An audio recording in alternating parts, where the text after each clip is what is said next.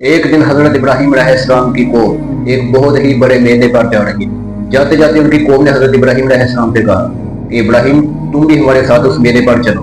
لیکن حضرت ابراہیم علیہ السلام نے آسمان کی طرف دیکھا اور اپنی قوم کو کہا کہ مجھے بخار محسوس ہو رہا ہے، اس لیے میں نہیں جاؤں گا تمہارے ساتھ۔ اس طرح حضرت ابراہیم علیہ السلام کی پوری قوم اس میدے پر چلے گی۔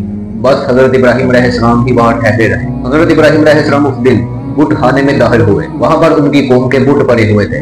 کہا جاتا ہے کہ ان بتوں کے سامنے کھانا بھی پڑا ہوا تھا۔ تو حضرت ابراہیم نے کہا بھی یہ تم کھانا کھاتے کیوں نہیں؟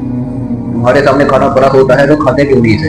پھر حضرت ابراہیم علیہ السلام نے ایک کڑہاڑا اٹھایا اور سب بتوں کو توڑ دیا اور بس ایک بت کو چھوڑا جو ان میں سب سے بڑا تھا، اور پھر وہ کڑہاڑا اس سب سے بڑے بت کے کندھے پر رکھ دیا۔ جب وہ لوگ واپس آئے اور وہ منظر دیکھا کہ ان کے بنائے ہوئے خدا جو ہے وہ مٹی ہوئے ہیں، تو وہ بہت زیادہ غصے سے برک گئے۔ آپ سوچیں کہ ان پر کیا قیامت آئی ہوگی جب وہ اپنے خداؤں کو ٹوٹا پھوٹا ہوا دیکھتے ہوں گے۔ پھر اس کے بعد لوگ ایک دوسرے سے پوچھنا شروع ہو گئے کہ یہ کس نے ہمارے خداؤں کا ایسا حال کیا ہے، کس نے ان کو توڑ دیا ہے؟ تو ان میں سے کچھ نے کہا کہ ہم میں ایک ابراہیم نامی نوجوان تھا جو کہ ہمیں ان بتوں کی عبادت سے روکا کرتا تھا اور کہتا تھا کہ بس ایک اللہ کی عبادت کرو جس کے سوا کوئی معبود نہیں۔ پھر اس کے بعد یہ بہت بڑا مقدمہ ان کے بادشاہ کی عدالت میں پیش کیا گیا اور ان کا بادشاہ نمرود تھا۔ اور پھر حضرت ابراہیم علیہ السلام کو بھی بلایا گیا اور انہوں نے حضرت ابراہیم سے پوچھا کہ کیا یہ کام تم نے کیا ہے، کیا ہمارے بتوں کو تم نے توڑا ہے؟